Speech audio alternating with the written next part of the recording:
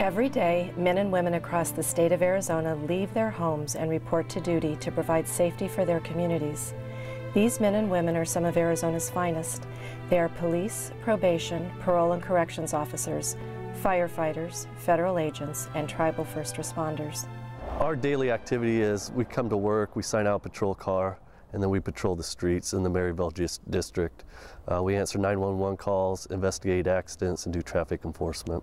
They respond to all types of emergency situations, law enforcement related issues, search and rescue, assisting the sheriff's offices, and performing rescues around the state. So we have a probation officer and a surveillance officer that supervises a maximum, or ideally the maximum, of 60 offenders. In addition to fires, we're dispatched on all the car accidents that are out there on the streets. Sometimes there's no injuries at them, sometimes significant injuries. We deal with car accidents and then medical problems as well. I do a lot of security, watching the inmates, make sure that everything security-wise, that the inmates are not having any problems with other inmates, and staff security. While we're on patrol, we just look for things that happen before somebody can call in. These brave men and women often face life and death situations. They see the unthinkable and do the unbelievable. They consider another's safety before their own.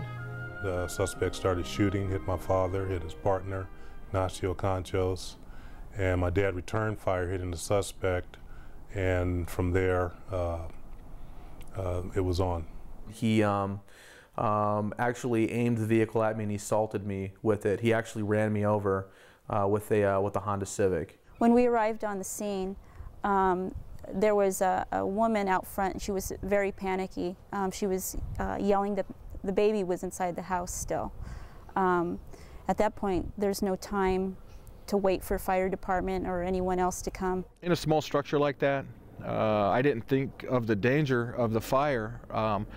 Being a parent, I thought of the safety of the child and the safety of the fellow officers. He had a gun. I clearly saw the gun, and I think instantly you're thinking that your safety is at risk at that time, and it absolutely was. Brett Tarver ended up getting separated from the crew, and he got off a ways, and he got on his radio, and he called out a mayday. I couldn't control it, I couldn't stop them, because the inmates have their own minds, and we don't control them in that aspect. So if there's 11 of them coming at one officer or inmates, other inmates, I could have been seriously hurt. I knew all the officers that had come to the door that night, and I just decided that I didn't want any more. So I said no more, and I shut the door on them. They knocked on the door again, and he came in, and I said, I can't do this anymore. We're not going to have him hurt anymore. From what the pilot told me, from what he witnessed, he told me that he was certain that Bruce's injuries were fatal. We usually see these public safety servants as just a uniform or a badge. Behind the badge and in the uniforms are dads, moms, husbands, wives, sons, daughters, brothers and sisters of families who provide the love, support, and respect these men and women need to perform their duties each day.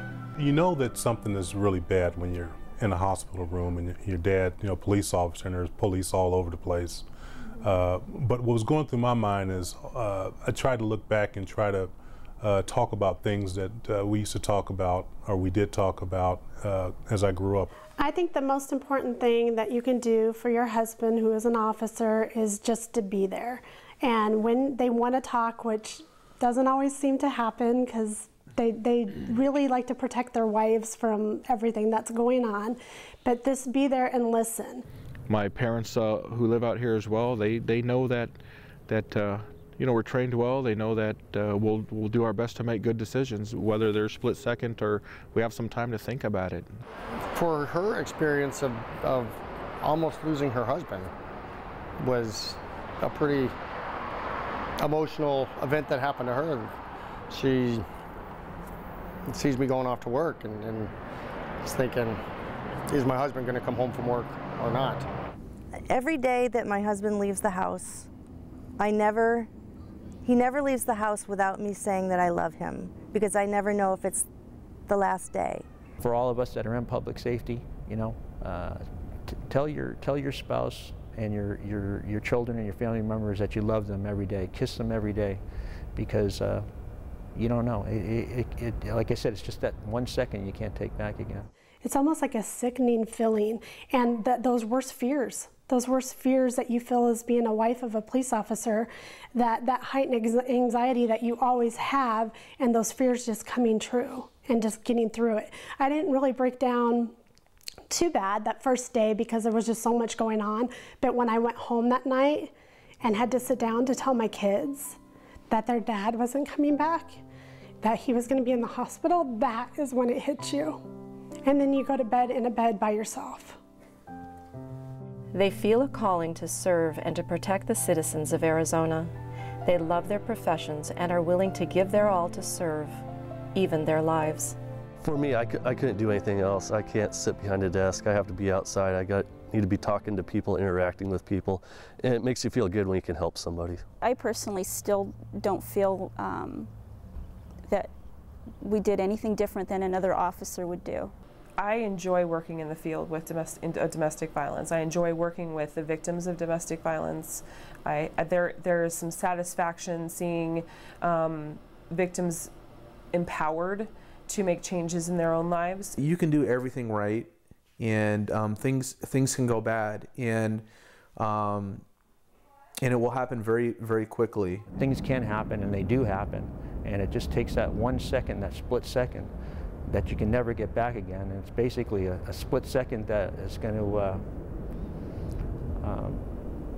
change your life and change the life of everybody around you forever. It was such a joy to think that he was going to live.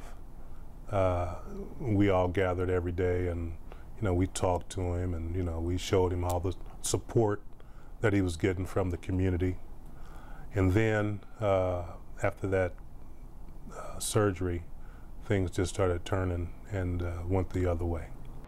I had never lived through an event in my life where all the firefighters go into the building and not all of them came out alive. That was something I wasn't even considering. That doesn't happen here in Phoenix. It happened that day, but even when I was lost, I was thinking, we always bring everybody out, and it was an eye-opening experience to realize that we don't always all make it out.